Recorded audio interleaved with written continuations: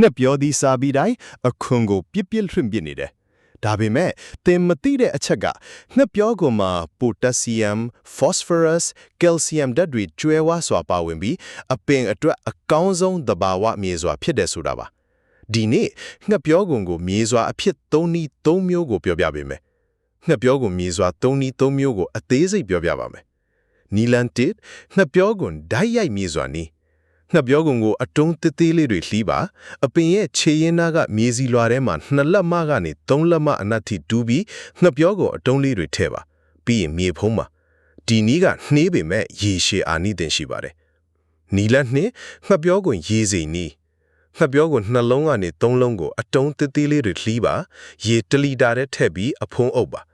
ရက်ပေါင်း3ကနေ5ရက်ခန့်စိမ်ထားပါ3ရက်ကြာတဲ့ခါရေကိုစစ်ယူပါဒီရေကိုအပင်ခြေရင်းမှာလောင်းပေးပါဒီနည်းကအမြန်ဆုံးအလုပ်လုပ်ပြီးအပင်ကချက်ချင်းအာဟာရရပါတယ်နီလန်3ငှက်ပြောကိုအချောက်ခံနီးငှက်ပြောကိုနေပူထဲမှာ6အောင်လှမ်းပါကျွတ်ဖြစ်သွားရင်မုံညက်ကျိတ်ဆက်နဲ့ကျိတ်ပါရတဲ့အမှုန့်ကိုအပင်ခြေရင်းမှာဖြူဝေးပါဒီနည်းကသိန်းစီရလွယ်ပြီးကြာရှည်ခံပါတယ်အကြံပြုချက်တစ်ခုပြောမယ်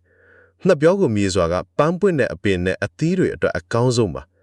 နှင်းစီပန်းခရမ်းကျင်သည်ငရုတ်သည်ခရမ်းသည်တခွားသည်တို့အတွက်အထူးသင့်တော်ပါတယ်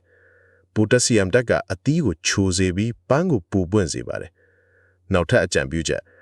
ငှက်ပြောကုန်ရေစိမ်နည်းကိုသုံးရင်ရေကိုတစ်ကြိမ်ထပ်ပို့ပြီးထပ်မသုံးပါနဲ့ရေမှာဘက်တီးရီးယားတွေပွားများနိုင်လို့ပါလူအများဆုံးမေးတဲ့မိကိုငှက်ပြောကုန်မြေစွာကဘလူးအပင်တွေအတွက်အကောင်းဆုံးတယ်အဖြေကပိုတက်ဆီယမ်ဓာတ်လိုအပ်တဲ့အပင်တွေအတွက်အကောင်းဆုံးပါနှင်းစီ rose ခရမ်းကျင် tomato ငရုတ် chili ခရမ်း eggplant တခွား cucumber strawberry တရက် mango ဒီအပင်တွေကိုငှက်ပြောကိုမြေစွာကျွေးရင်အသီးပိုသီးပြီးရတာလည်းပိုကောင်းလာပါတယ်နောက်ထပ်မေးတဲ့မေးကိုငှက်ပြောကိုရေစိမ်နီးသုံးရင်အနံ့ထွက်လာတယ်ဘယ်လိုဖြေရှင်းမလဲအဖြေကအဖုံးကိုတည်တည်ချာချာအုပ်ထားပါရေစိမ်နဲ့ဘူးကိုလေးလုံးအောင်ထားပါအနံ့ထွက်ရင်ဘူးထဲကိုတွတ်တကြောမှုန့်ဒါမှမဟုတ်လက်ဖက်ရမ်းအနှဲငယ်ထည့်ပါအနံ့ပြောက်သွားလိမ့်မယ်နေ့စဉ်9မိနစ်စာလေ့လာပြီးကိုယ်တိုင်စိုက်ပျိုးတတ်တဲ့သီးပင်စားပင်စိုက်ပျိုးရှင်တယောက်ဖြစ်အောင်လေ့လာလိုက်ပါ follow လုပ်ထားတော့